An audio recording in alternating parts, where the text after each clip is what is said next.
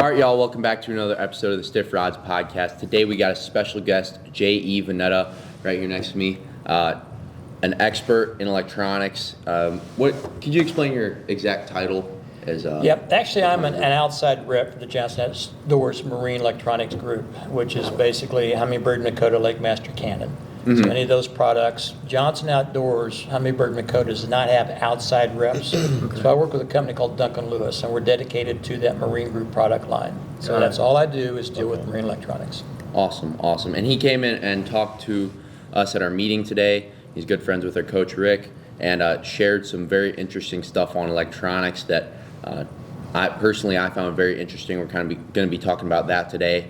And so I guess first, what I'd like to know is kind of talk about how you got into the fishing industry, and just tell us a little bit about yourself. Well, where do you fish? What do you like to fish for? Okay, I'm the typical fisherman, just like you guys are. I mean, I started fishing. Everybody's going to say 3, 4, 5 years old. I don't think I was that young. With my dad, my grandfather, like everybody else, chasing white bass on Lake of the Ozarks. Okay. Yeah. I've always been an outdoors guy. I hunted and fished all of my life. Loved it. Went to school actually to be a veterinarian, and decided that I got bit by the aviation bug. So I flew airplanes for about 10 years up in Kansas City.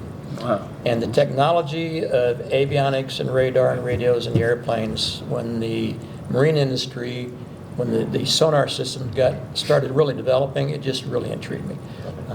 I fished for many years as a Skeeter pro staff, and then for about 8 years on the Skeeter demo team. And pro staff actually for the guys I work for now. And when I retired the first time, they offered me a position to do the training, which I was doing seminars and training for them before, and on the water training. Mm-hmm. So it just kind of rolled into a second career and a second retirement. And a lot of people ask me, when am I going to quit? I say, when I can't jump out of a boat. And why should I? Because look, I get to hang out with guys like you guys, all right? Absolutely. Exactly. So you fish a lot around here then, like Table Rock? Yeah, I used to fish, a lot of circuit stuff too, like you guys did. Redman, Central Pro-Am, Weekend Series, a lot of the local stuff. Back when Ernie Doherty had Central Pro-Am and all the guys have been through that transition. In the business, though, you don't have the time to fish circuits like that.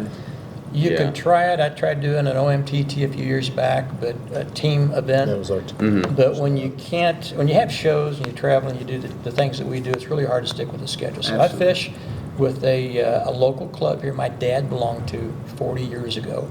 Yeah. Once a month we get on the water, no pre-fishing. If you're lucky, you might win $50 for a heavy boat, and it's just a good time. So I go out and play. I do testing on our sonar systems while I'm doing that, and that's my getaway. Yeah. My wife thinks I'm nut. I'm in the fishing industry. When I want time off, I go fishing. So. Absolutely. For sure. I know there's a bunch of kids like me watching. My goal is to have a job in the industry, but my dream is to fish professionally. So I kind of think you have to pick one or the other. It's really hard to. Professional fishing, guys, is like any other sport. There's a very small percentage of people that make a really good living at it. Yeah. If you look at the changes of some of the circuits that's happened this last year and some of the new people coming in, it's a lifestyle commitment. Absolutely. You can be in the industry and not fish professionally, and maybe have a little more secure position if you try that route. But what I tell everybody is whatever your passion is, go that direction, all right? Yeah. You guys are doing it the right way by being in school, so you've got the opportunity to fish through the school, plus you get the education to fall back on if you want to do it. Exactly what we're here for. And I guess kind of transitioning to our main topic here. Sure. Tell us a little bit about, I know you talked about you fished with several brands of electronics. Yes. Yep. You're working for Humminbird. Kind of tell us your personal experiences with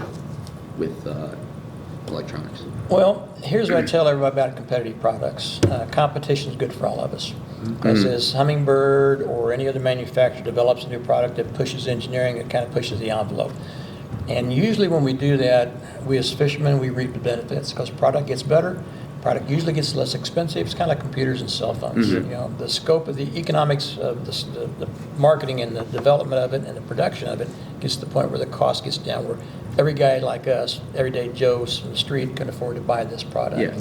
The one thing I tell everybody about anybody's product, and you guys heard me say tonight, they're all good. Yeah. Some of them do some things a little better than others and some features in some areas, but they're all good. The biggest problem I see with most fishermen, regardless of what brand they're running, is not learning how to use the equipment fully. They get in, they turn it on, they look at the screen, they go, I want to go fish that. They don't spend time pushing buttons and learning how to make those adjustments based on the water you're on, the depth you're fishing, the bottom content, things like that. And even being a college kid, I'm the one that's supposed to be able to figure all that stuff out, and I don't know what I'm doing. So Yeah. Well, one of the things I always ask is, that's on page 37 of the owner's manual. Well, I've never read the owner's manual. Okay, that's what I'm normally told. So, again, like I said earlier, there's a lot of good resources online. I'm just very careful about who I recommend to people. Yeah. There's a lot of internet experts out there. Yeah. And I can line 10 guys up, 10 of our pro staffers, and get 10 different opinions. They're all correct based on the way they fish. So regardless of what you hear, put it in your book. Next time on water, try it. If it works, keep it. If it doesn't, file it in 13, okay? there you Yeah, go. I guess going back to the internet expert, I just recently got my first boat about 4 or 5 months ago, and I do run all Garmin's on it, but there's a setting that you were talking about, chart speed. Sure. And so I did my research on my units and trying to figure out the best settings for live scope and side imaging and all that. And the guy said to leave his chart speed on. He leaves his chart speed on auto. So I guess could you explain a little bit about that, because that was really interesting to me. You talking about that up there. Well, chart speed, guys, just is how often the screen refreshes or scrolls across the display. Yeah. So auto, I'm not, again, like I said before, I'm not a big fan of auto settings. They're good general settings. If you don't know how to adjust your sonar, adjust the displays, it's a good place to start. Yeah. Then the more experience you get, the more you're going to make those fine-tuned adjustments to the display. Now, we were talking specifically about side imaging when we mentioned this, and the reason I recommend 4 or 5 or 6 on scroll speed is because of boat normal idle speed and the screen display speed. You try to get those as close together as you can so you get the most detail. Again, the display I had is a boat ramp at Cape Fear on 1, 5, and 10, and it shows you how the display is either compressed or elongated based on the chart speed when the boat speed is consistent and depth is pretty consistent. Has a big impact on their display. Yeah, so you kind of just line it up then with like how fast you're generally idling around.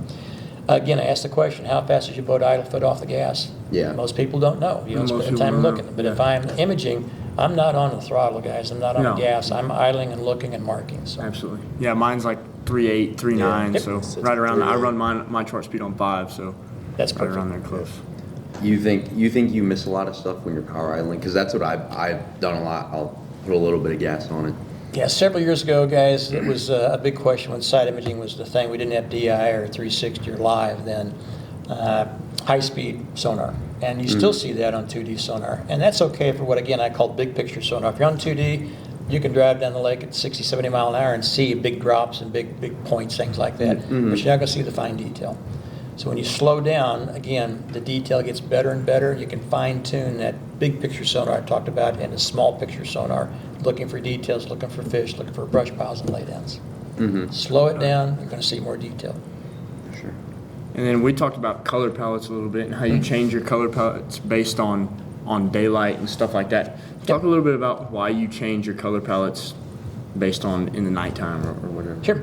Our eyes are all different, okay? So you guys are a lot younger than I am, so the color palettes and settings that you use may not be the same thing that I think looks good. When I'm on the water with somebody doing on-the-water training, I have them make the adjustments themselves, and I don't say anything. I said, when it pops, let me know. Typically, they're going to be somewhere in that mid-range where it happens, but good example, we do a lot of search and recovery training for fire departments, highway patrol, water patrol, fishing game, and on Lake Dardanelle a couple years ago, our green palette for the day that we were on showed better for the bottom content, the water, and the sunlight that we had than any other palette we had. So just go through those displays. You got over 13 different colors you can look at. Yeah. Take the time to go through it and see which one for those conditions work best for you. I'm as bad as everybody else. I normally run palette number 2 or number 3 Yeah. or 13. Terrible So you can look at those colors. Again, like I said, I've changed on live to some of what I call the saltwater colors, where instead of a dark water column, I've got the blue water column. And certain times of the season, certain times of the day, that just works better for my eyes. Carter and I butt heads on color palettes for live. He runs that blue background Yeah. and that stuff, and I'm more of like a black emerald green kind of guy. Yep. But I sit right in the middle. It depends what what we're scoping. But see, you guys are a perfect example. You're all right. Yeah. Okay? There's not one of you that's wrong. You can argue all you want to, but if I'm going to look at it, I'm going to put it on my display, right? Yeah. So there you go. That's right.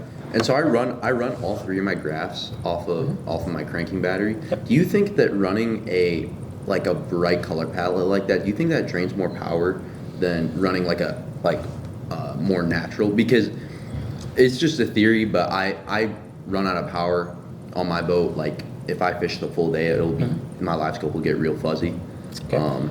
One of the things, especially the last several years we're running into, is power on the boats. And you'll hear guys talk about clean power. I don't like that term. You need direct power.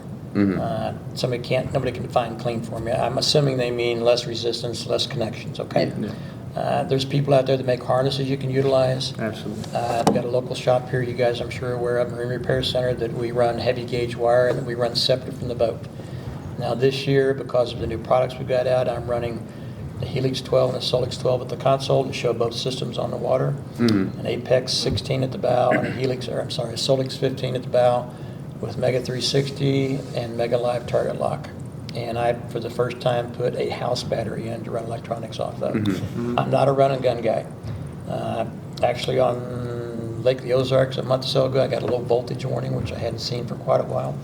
So we need power. Our units run from 10.8 to 20 volts. We're good. You drop below that, then we start to have issues. Touchscreen products drain more power than a non-touch product. I'm not so sure about brightness of the screen, but we publish amp draws on everything that we have. And that amp draw is at startup. So we have a Helix 15 that pulls 4 amps. Now that's at startup. Once it boots up and starts running, it pulls about 60 or 70% of that voltage. So when this all started, we did a study years ago. We took everything on the boat, from bilge pumps to radios to nav lights to everything we could think of, and put a value on it in amps. And it's not voltage, it's amps. And you looked at the draw on a cranking battery. They won't last all day long if you're not running, even if you're running 1 unit or 2 units or 3 units, based on how much you move and how much that alternator's kicking in for you. So for a non-running gun guy, how much do you think sleeping your units actually helps? Do you think it really... I do on mine. We have standby. Okay, it turns the ping off, darkens the screen. I'll do that just out of habit more than anything else. Again, you guys, we talked in a seminar. I'm not big on auto settings. On Mega Live and 360, we have a wet switch to turn the ping on and off, and you raise and lower the units. I still turn my ping on and off. I don't rely on the wet switch. When I drop it back in, I got to turn it back on, just out of old school and force of habit. Nothing wrong with either way. But I just feel more comfortable knowing I shut everything down that way. I'm trying to minimize the draw. And then on one of my units, I always have the voltage to the unit showing on a display, so I can monitor it during the day. Got it. See, I'm running a Solix 15 on the dash, and then a Solix 10 and a Garmin 9 up front.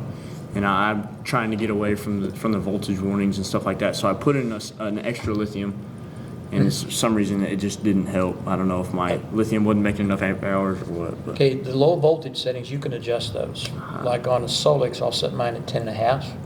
On a Helix product, other than a 15, 15 pulls more amps than your Solix does. Really? Other than a 15, I'll set them about 9.5 on Helix product. And what the reason for that is, your battery can be at 12 volts and not be fully charged. Display 12 volts on your units. When you hit that key for the big motor, that's when I watch it. I look to where it drops to. And if it's going to consistently drop below 10.5 or 9.5 on Helix, then I'll get that warning, which tells me I better be running the big motor. Got it. Got it. So, as far as I found it when you started talking about slant and horizontal distance on your side imaging, I found that super interesting. So, would you tell us a little bit about that difference between? You can look, and this is, I don't care if you're a young guy or an old guy, we all have the same misconception at times about GPSing and waypointing and sonar. And again, sonar does 2 things: distance from the transducer and how strong is the signal coming back. That's what we measure. And then we display that on 2D screen, a DI screen, SI screen, or a live screen.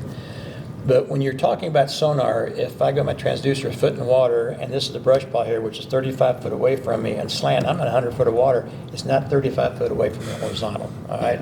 So that's why I use that display. If a GPS is measuring horizontal, it's not measuring slant. So when you're looking at the unit, again, I mark all my serious waypoints on side imaging, and that way I get that slant range and the horizontal range as close as possible to the same. Got it. So you have 2 different waypoint setup. So say you mark one in DI, you have a different color waypoint, so that way you can come back and make a serious waypoint, or do you? That's a really terrible question to ask me. Okay. I see. I am probably the worst person on the water managing my waypoints. Yeah. If you pull Well, up my I am helix, too. I am you too. pull up my helix unit right now, you can see a lot of blue dots and numbers. Okay. Yeah.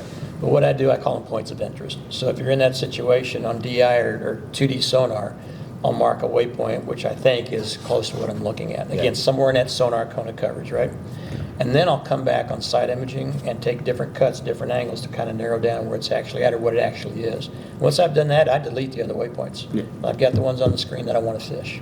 And then you also said something a little bit about where the best point is to put your waypoint so that it's the most accurate. Where was that again? If you think about the isosceles triangle, okay, the further away you are from the longitude and latitude that you set with the cursor, and the farther away and the shallower you are, the more exact those two distances are going to be. Now, with that said, guys, we're not shooting missiles through windows. We're looking at brush piles and laydowns. Old school, if you've got a GPS antenna on the back of the boat and you mark the waypoint on the transducer on the front of the boat, you're going to be a boat length off if you come from the other direction.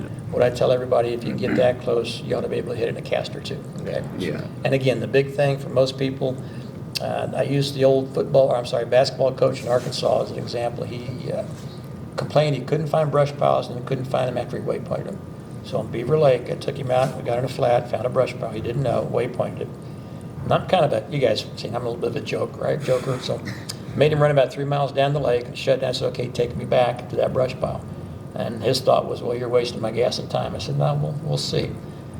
Our course projection line, a continuous line, lay right across that waypoint from 3 miles away.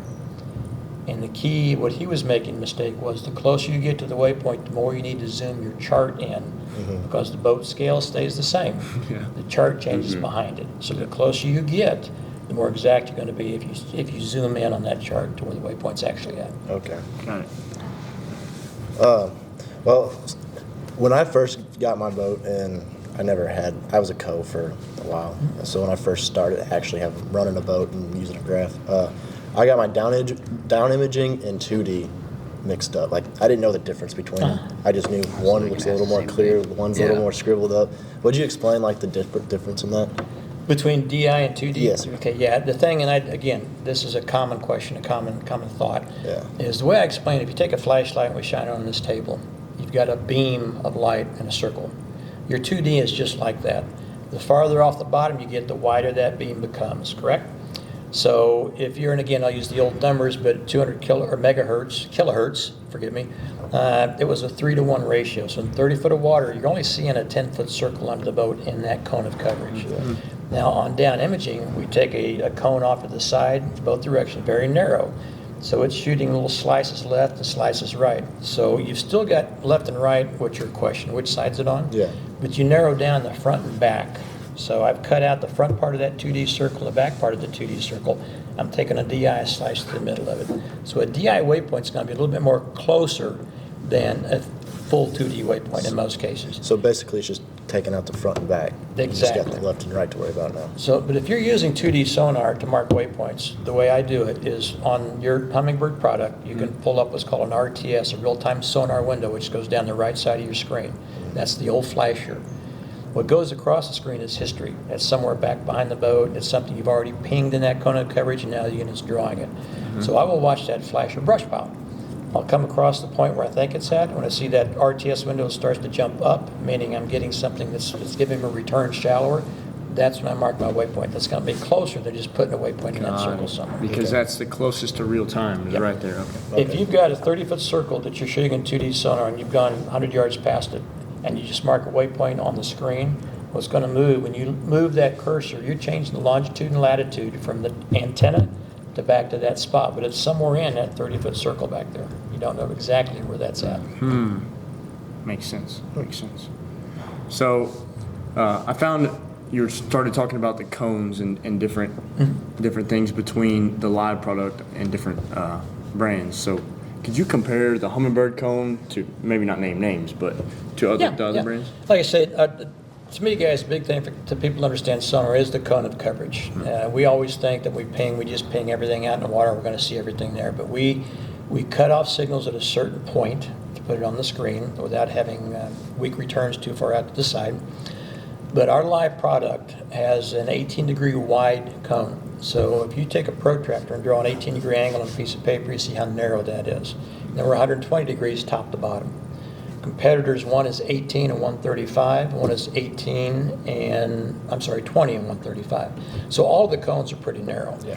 So again, the closer you are to the transducer, the further away you are from the transducer, the more close to the center of that cone of coverage you need to be to see a bait or really nail down fish locations. Yeah, and you kind of showed us a picture on that presentation. It's essentially like a diamond. Yep. So going back to that, what would you say is like the best range to run your Mega Live at to get the most accurate? Yeah, loaded question. Depends on where you're fishing, how deep you're fishing to. Yeah. Now, for me, I don't run past 80 feet most of the time. Probably 80, 75% of the time I'm at 60 because it's just like 360 and side imaging and range lines. I can't measure or visualize really well 30 foot in front of the boat on the water, but I can picture boat lengths. So I've got a 20-foot boat. So I try to set my displays up so I'm in 20-foot increments. So if I see a target, how deep I am, I kind of mentally make an adjustment, whether it's 2 boat lengths out or 3 boat lengths out.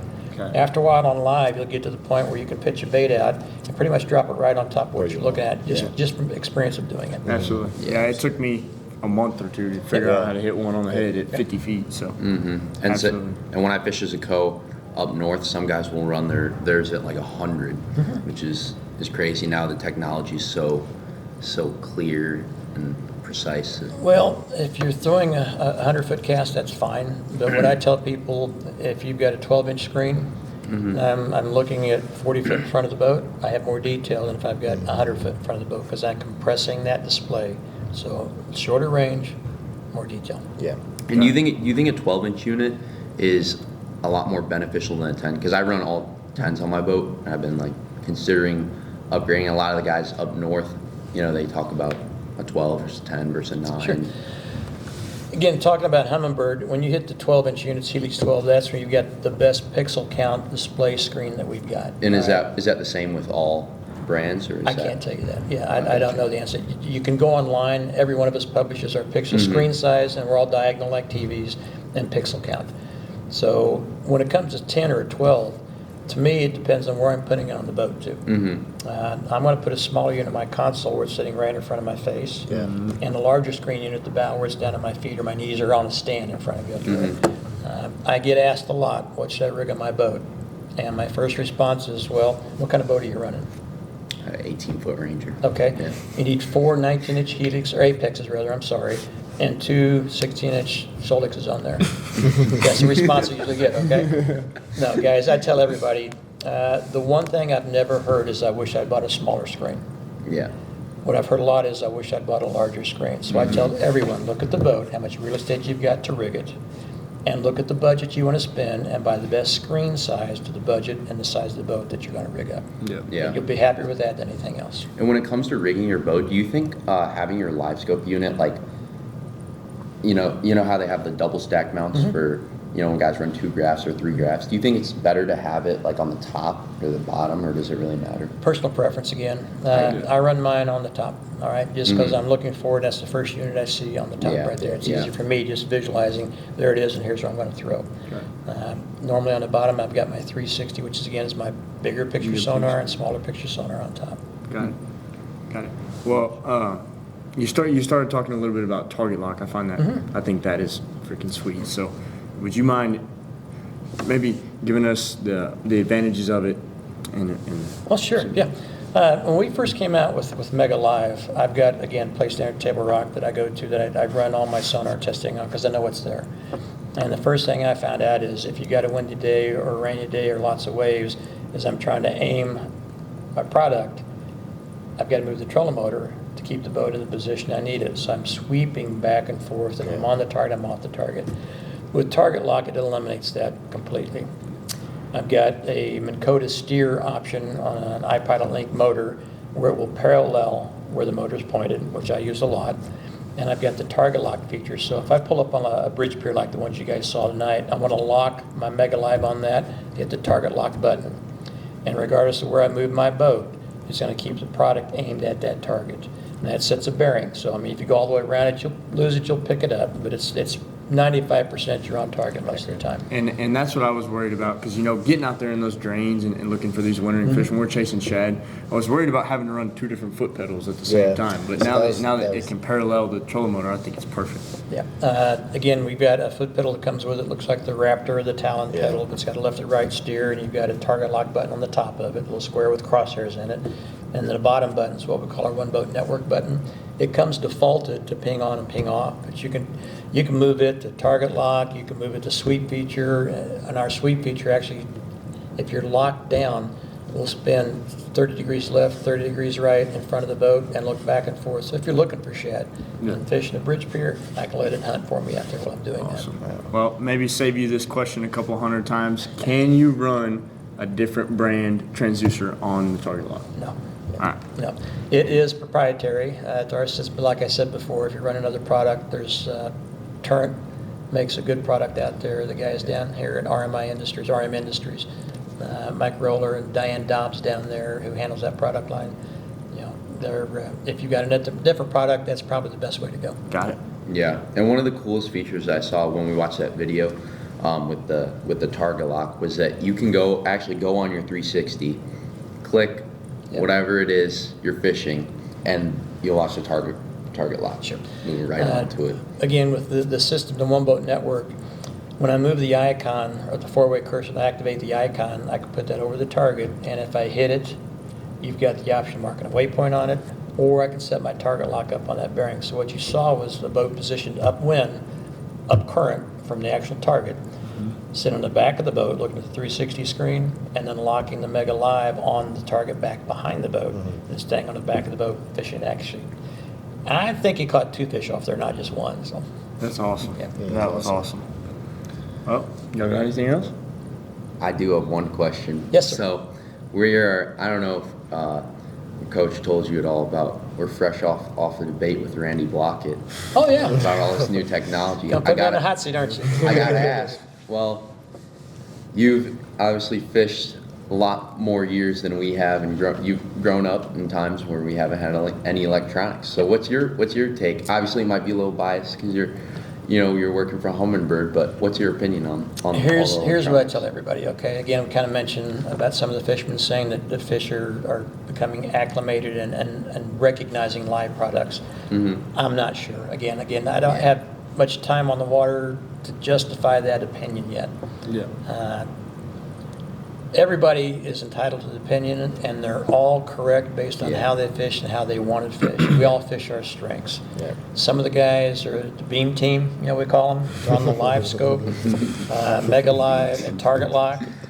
And then there's some that are just on a 2D sonar that want to fish. Whatever your confidence in is where you need to go. Yeah. But the way I explain it to everybody is they're all tools. Just use the right tool for the job you're trying to do.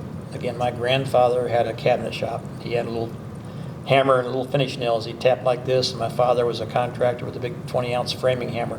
Different tools for different applications. So pick the best tool for the way you fish, the system you fish, the water you're on, and how you're trying to fish, and then go for it. Awesome. Perfect. Awesome. Well, Y'all heard it from him? Oh, I'll let you do yeah, that. go ahead. You ready? Y'all heard from him. That is a wrap on the Stiff Rods podcast. Be sure to follow us on social media, Instagram, Facebook, and this will be uploaded on YouTube and Apple Podcasts. Thank you for your time. Absolutely. And Thank you. we'll see y'all on the next one. Guys, thank you very much for letting me be here. Yep. Sir.